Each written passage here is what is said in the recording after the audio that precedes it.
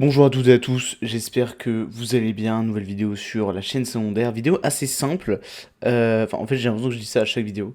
Mais en fait, hier soir, je triais mes presets parce que voilà, j'avais un petit peu de temps. Donc, du coup, j'ai trié mes presets parce que j'avais énormément de presets qui étaient mal renommés, qui me servaient à rien simplement.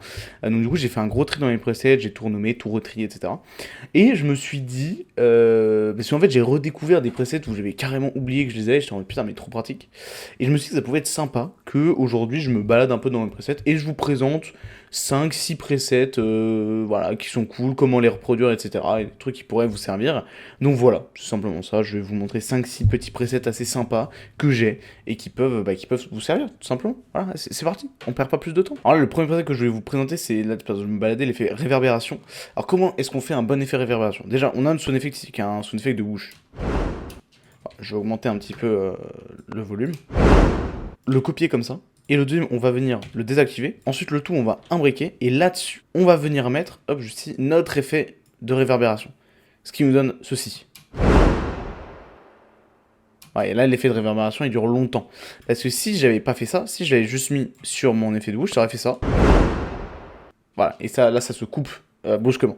Donc c'est pour ça qu'on vient faire tout le truc où on imbrique, etc. Parce qu'en fait, ça permet de faire en sorte que l'effet de réverbération s'applique sur l'entièreté de la séquence imbriquée, et donc l'effet de réverbération soit sympa. Et cet effet de réverbération, que j'ai déjà présenté dans des vidéos sur ma chaîne principale, mais je trouvais ça intéressant de le remettre ici, c'est ces paramètres-là.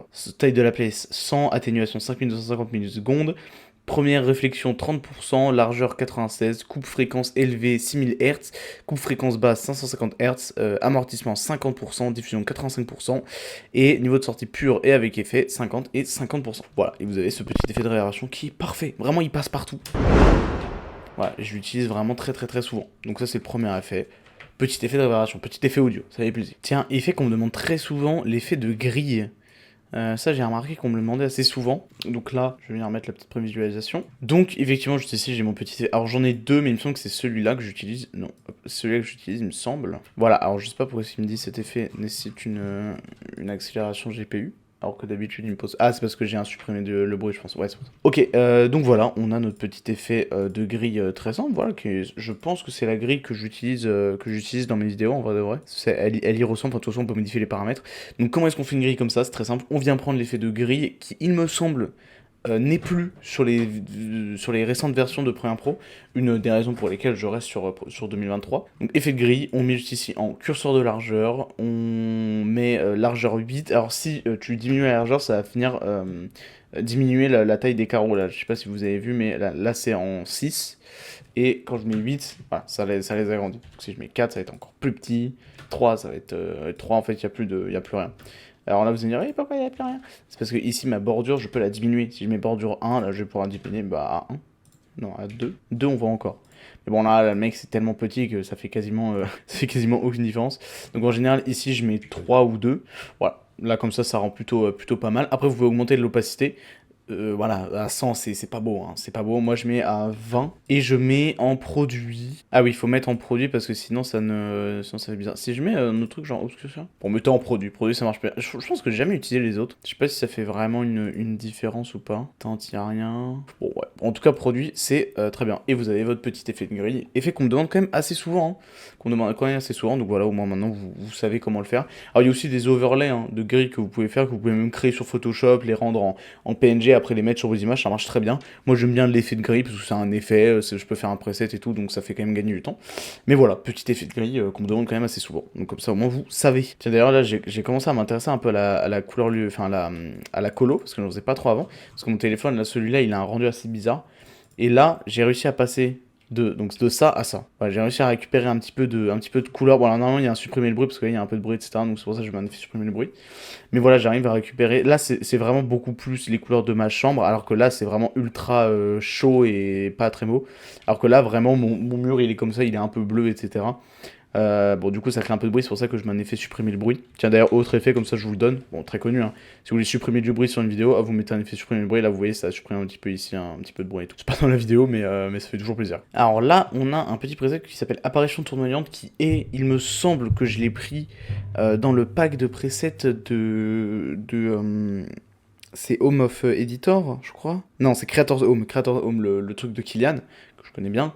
Je crois que c'est parmi ces presets, mais je suis pas sûr. C'est apparition tournoyante. Et ça donne ça. Bah, attends, je vais diminuer un petit peu la trajectoire. Hop, voilà, ça donne une petite apparition comme ça. Donc il a l'opacité qui fait passer de 50 à 100. Ensuite, transformation où il fait échelle 0, 105 et 100. Et la rotation qui met sur la même chose que l'échelle, il fait 180. Ça, c'est quoi? C'est un tour et 2 et un tour et 1. Oui, donc en gros, il revient au truc de base. Voilà, apparition assez simple mais qui est assez cool. Et typiquement, celle-là, elle était noyée dans plein de presets. Et du coup, je l'utilisais pas. Et je pense que je vais commencer à l'utiliser parce qu'elle est assez cool. Elle est pas trop compliquée à faire, hein, mais elle est sympa. Voilà, elle ajoute un petit truc. J'avoue, elle ajoute un petit truc assez sympa. Bien vu, Kylian. Ça peut être aussi intéressant, tiens. Un petit effet de wiggle qui donne ça. Ah, c'est un effet que j'utilise quand je veux animer, par exemple, vous voyez une PP Discord, quand la personne n'y a pas ça quand même, que je fais une PP Discord et que je veux l'animer quand la personne parle. Je mets un petit effet de wiggle comme ça, donc ça c'est un effet de wiggle moyen, j'en ai un plus léger. Voilà, qui bouge un petit peu moins. Et alors là, vous allez peut-être me dire, mais comment tu fais? Mais c'est juste super chiant en fait. C'est juste, tu désactives l'échelle uniforme, tu prends ton paramètre largeur d'échelle, et tu mets 100, 105, 100, 104, 100, 105, 100, 103, 100, 104, 100, 105. Donc globalement, tu vois, tu reviens à 100 à chaque fois, une image sur deux, et je mets des images clés tous les 1, 2, 3, 4, 5 images. Toutes les 5 images, tu mets une image clé, une image sur deux, tu la mets à 100, et l'autre image, tu mets 105, 104, 102. Et pour moyen, j'ai fait comment? Est-ce que j'ai fait la même? 100, 110, 105? Non, là, j'ai fait un peu différemment. Là, on revient pas à 100. Là, ça reste... Mais bon, les deux marchent. Voilà, petit effet de wiggle. On peut se demander, oui, comment est-ce qu'on fait, etc. Bah, c'est un petit peu chiant, mais tu fais juste à la main. Mais en fait, une fois que tu as fait, là, par exemple, le moyen, ah non, mon truc est trop long, bah, tu prends CTRL-C, tu vas à la dernière image clé, tu fais 1, 2, 3, 4, 5, hop, CTRL-V. Tu vas à la dernière... 1, 2, tu as la dernière, 1, 2, 3, 4, 5, CTRL-V, etc., etc. Et là, tu as ton effet après à l'infini, quoi. Tu as juste à copier-coller. Tiens, petite astuce pour ceux qui utilisent Ostendo, outil que j'ai présenté dans une de mes vidéos. Laissez-moi juste aller chercher un petit truc. En fait, Ostendo, c'est un truc qui te permet de faire comme ça des screens très très cool de miniatures, etc. Et moi, du coup, je m'en sers pour faire des crédits, des sources. Quand j'affiche une vidéo que j'ai téléchargée sur YouTube, j'ajoute en plus la source de la vidéo, donc ce truc-là que je télécharge avec Ostendo, et que je mets en bas à droite ou à gauche de mon écran. Et ça, typiquement, c'est un truc, c'est pas compliqué à faire, tu vois, c'est juste placer en bas à gauche, en bas à droite, rajouter une ombre. Sauf que c'est chiant, donc je me suis créé deux petits presets, un source Ostendo bottom left, donc qui se met en bas à gauche, et un, voilà, et ça, typiquement, alors pourquoi est-ce que je vous montre ça? Vous allez me dire, bah, tout simplement parce que, en fait, le truc, c'est, créez-vous, bon, vous voyez qu'il est pas exactement pareil, mais c'est pas gravissime, parce que je dis tout le temps le gauche, créez-vous des presets pour ce genre de trucs très répétitifs, tu vois. Mine de rien, ces deux presets-là, ils m'ont pris 2 secondes à faire, ils ont dû me faire gagner franchement plusieurs minutes, tu vois. Donc ça, c'est vraiment le genre de truc où ça serait vraiment bête de ne pas en profiter et de pas créer de presets. Voilà. Tiens, un truc que j'utilise beaucoup aussi en ce moment, c'est ce petit effet petit wave saccadé, pareil, qui il me semble est dans le pack de Kylian aussi, qui est un bon pack, qui a un petit effet comme ça, je sais pas si vous voyez, qui fait un peu un effet, un peu papier froissé, vous voyez. Et donc là, comment est-ce qu'on fait? Bah, on prend un petit effet d'onde progressive, ok. Tu mets amplitude 3, enfin tu mets en sinusoïdal, amplitude 3, période 500, 0, 0. Tu mets une première image clé, 90, 150, 100, bon bref, après là t'alternes plus ou moins. Je sais pas s'il a fait un... Parce que là il y a 70 différences, là il y a 50, là il y a 30, ouais non, il a pas de pattern particulier, mais juste tu changes et tu mets tes images clés en clic droit par palier, tout simplement. Et t'en mets une toutes les 1, 2, 3, 4, 5, 6, 7, 8, 9, attendez, 4, 8, 9, 4, 8, 25. Il en met une toutes les 14 images clés. Ah non, il y en a qui sont plus éloignés que d'autres. Pas 14, attends, non, 16.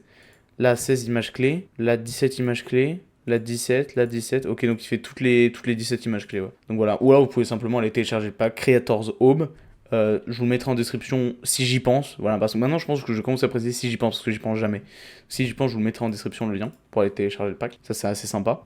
Là aussi, petit truc assez sympa, c'est, vous voyez, les dézooms comme ça, voilà, les petits trucs comme ça pour faire un effet un peu ridicule. Alors si je passe en 100, ce sera un peu mieux. Mais voilà, pour faire un effet un peu ridicule, là j'en ai un en black and white que j'ai pris d'un pack de Big M. Il me semble qu'il vient du pack de Big M, qui est un monteur qui avait fait un pack gratuit sur Homof Editor, il me semble. Et là, il y a des zooms ridicules, no black and white, qui, il me semble, vient encore du pack de Kylian. Je suis pas exprès, mais le pack est bien, le pack est vraiment bien. Faut juste bien le trier, mais voilà. Bah là, c'est super simple. Là, c'est vraiment 180, mais là c'est pareil, ça fait partie des presets où franchement ça peut être vraiment utile de créer un preset parce que ça peut vous faire gagner quand même pas mal de temps. Et je pense qu'on va avoir un dernier preset, je vais vous montrer un preset un petit peu plus complexe. Bon, complexe, pas non plus énormément complexe, mais qui peut servir, c'est un petit effet de bounce comme ça. Ouais, comme si ça rebondissait, qui est très simple à faire, hein. En fait c'est simple.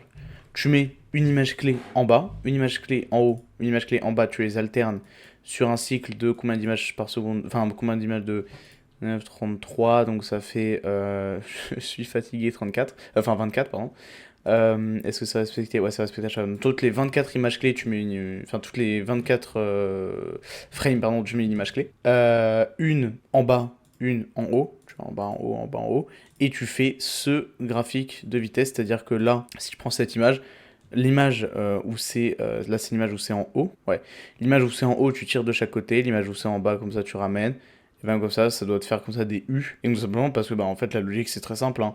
Là, ça monte parce que ça a rebondi, là ici c'est lent parce que vous savez sûrement qu'un objet en haut de son mouvement, si tu le lances en haut de son mouvement, c'est là où il a le moins de vitesse, donc effectivement là on voit qu'il y a très peu de vitesse, ensuite ça redescend, enfin, ça redescend, ça va de plus en plus vite, puis ça rebondit, ça remonte très vite, et ensuite ça ralentit en haut du mouvement. Voilà, et ensuite ça répète ça à l'infini tout simplement. Là ensuite ça descend de plus en plus rapidement, bam ça rebondit, ça atteint la vitesse minimale, puis bam ça redescend, etc., etc. Petit effet de bounce sympa qui peut servir, dont je me sers moi pour mes textes, lien en description en général, en tout cas dans mes vidéos. Et puis voilà, vidéo assez simple, on va pas se mentir. J'aimerais vous faire des vidéos un petit peu plus complexes, mais c'est vrai que là en ce moment, enfin en vrai de vrai j'aurais le temps, mais là j'essaie de faire d'autres trucs, notamment par exemple Triumph Preset, c'est un truc que je voulais faire depuis très longtemps et que j'avais pas le temps de faire, donc je le fais, voilà, je fais d'autres trucs, je ne fais pas rien. Mais comment dire, mais bon voilà, vidéo assez simple, mais j'espère qu'elle vous aura quand même aidé, qu'il y aura eu quand même des trucs assez intéressants que vous aurez pu, enfin, que vous pourrez utiliser dans vos propres vidéos. Moi en tout cas voilà, j'espère que cette vidéo elle vous a plu, je vous souhaite une bonne soirée, je sais pas quand est-ce que je sors cette vidéo, mais je crois que je la sors en plein milieu de semaine, donc force pour la deuxième partie de semaine, et puis voilà, ciao.